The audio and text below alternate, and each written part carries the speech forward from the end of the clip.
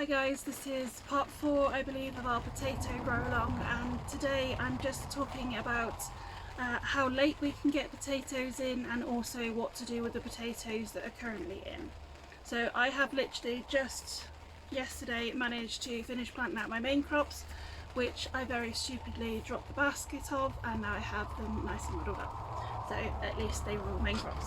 We've been banging on about our last frost dates, and now I'm going to start talking about our first frost dates, which seems a little bit sad and a little bit like talking about Christmas, so first of all I apologise.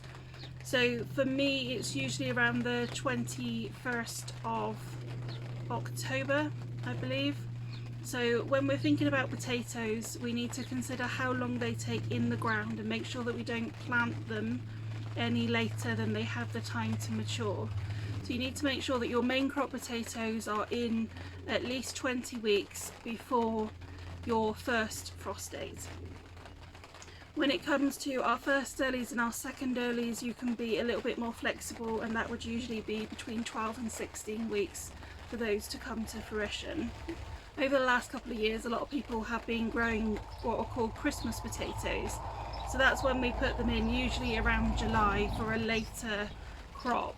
Now, there's a couple of reasons I don't do this. Mainly it's because if I do have any blight, then any blight that could happen on the potatoes outside could also affect my tomatoes inside and vice versa.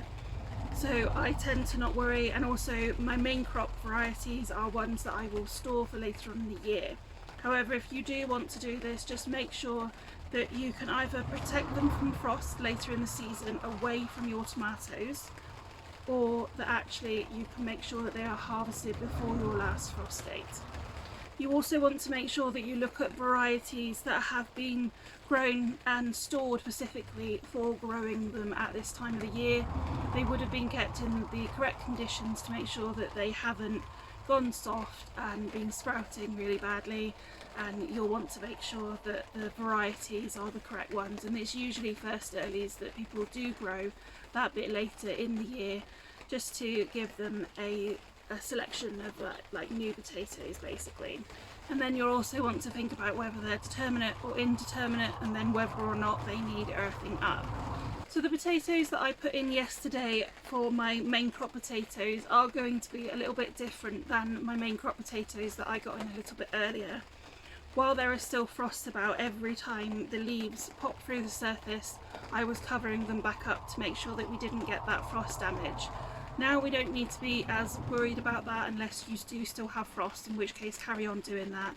But instead what I'm going to do now is allow them to get to around 3 to 4 inches tall before I do add the next layer of compost or straw or something like that.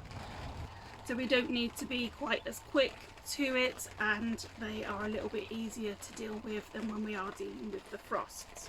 Another thing that a lot of people are asking is about potatoes that are flowering and that will later on put on fruit. And potato fruit looks like little green tomatoes. They are poisonous. Do not eat them, please.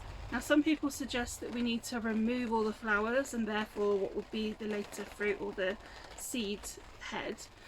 I have never done this, and I don't think it has affected my yield, but if it is something that you want to do, then just whip them off and that'll be absolutely fine.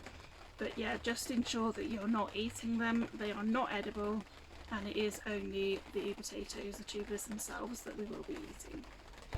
With all the varieties of potatoes that you're growing, whether they're first, seconds or main crops, do make sure that there is none starting to come up through the soil and having access to the light.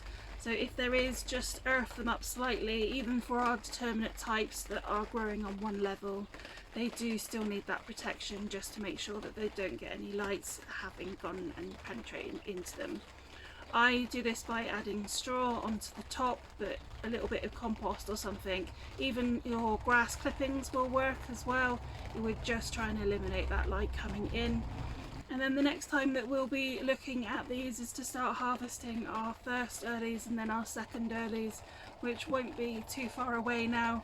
Hopefully your plants are getting quite established. My second earlies are actually going much faster than my first earlies this year, and it can be different for different varieties. So do share how yours are doing, and we'd love to see. If you want instructions to how to get your potatoes growing in buckets for your main crops or main crops in the ground, then check out video 2 where we go through the different ways in which we can plant them, and then also earthing up, which is video 3.